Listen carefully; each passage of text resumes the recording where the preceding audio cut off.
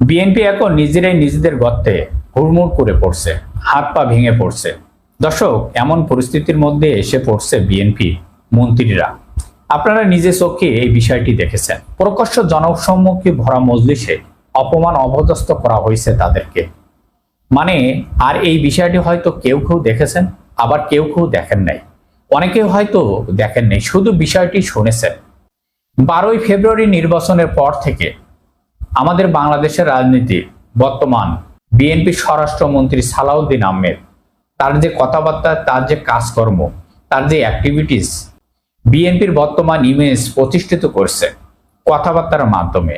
আর এই ইমেজের পরিস্থিতির সম্মুখীন হয়েছেন বিএনপি দলটি। এবার তা ধপাস করে পড়েছে। দর্শক, অপমান অপদস্থ হচ্ছে। এখন তাদের ইজ্জত ধরে রাখার আর কোনো জায়গা নেই। ঘটনাটা কি ঘটেছে এখানে একটু খেয়াল করুন দর্শক। হঠাৎ করে যেন আঙ্গুল ফুলে কলা গাছ হয়ে গেছে। সংবিধান ছাড়া তার মুখে আর কোনো ভাষা নেই। উঠতে গেলে সংবিধান, বসতে গেলে সংবিধান, খাইতে গেলে সংবিধান, সংবিধান সংবিধান, এমনকি ঘুমাইতে গেলেও সংবিধান। এই যে সংবিধান আর সংবিধান, যেমন 72-এর সংবিধান, যে সংবিধান পুরো বাংলাদেশের জনগণের গলা কাটার মতন একটি শব্দ। এটা এমন একটি শব্দ যে বাংলাদেশের জনগণের জন্য কোনো উপকার তো দূরের কথা, বরং জনগণের দুশ্মন বা শত্রু। আর এই সংবিধান শুধুমাত্র দুটি পরিবারকে রক্ষা করে।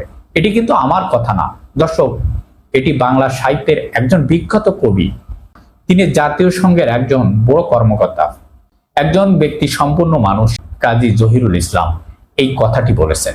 এই সংবিধান শুধুমাত্র দুটো পরিবারের জন্য রক্ষা, আর পুরো বাংলাদেশের জনগণের জন্য এটি একেবারেই প্রকাশ্য শত্রু বা দুশ্মন।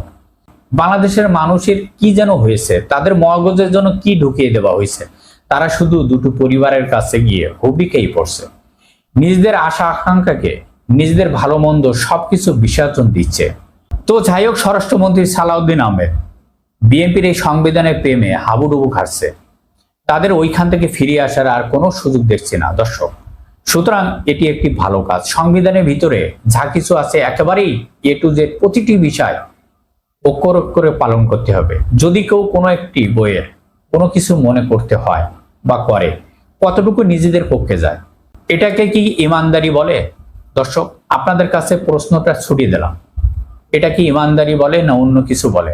আপনারা অবশ্যই কমেন্টের মাধ্যমে জানাবেন। তো যাই হোক, স্বরাষ্ট্রমন্ত্রী সালাউদ্দিন আহমেদ যখন সংবিধানের প্রেমে হাবুডুবু কাটছে, আর ঠিক এমন সময় এমন একটি উচিত শিক্ষা দিলেন মহেশ্বরীপুর ইউনিয়নে খাদিজা আক্তার। একেবারেই এসেই ভালো জবাব এই বাংলার জমিনিতে আর নেই।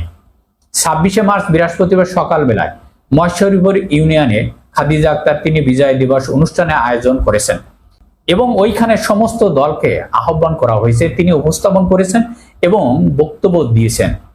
আর এই সময় বিএনপির পক্ষ থেকে খাদিজা আক্তার এই পরিস্থিতির মুখোমুখি হন। কেন হতে হলো? আমরা তো ছোটবেলায় থেকে শুনে আসছি যে স্বাধীনতার ঘোষক জিয়াউর রহমান। চট্টগ্রাম কালুরহাট বিতার কেন্দ্র থেকে তার বলিষ্ঠ কণ্ঠস্বর আমাদের কানে আজও বাজে। কিন্তু আজ খাদিজা আক্তারের সেই স্বাধীনতার ঘোষণার নাম নেই, সেখানে উচ্চারণ করি নেই, শুধু আপনাদের চোখে আঙ্গুল দিয়ে দেখিয়ে দিল।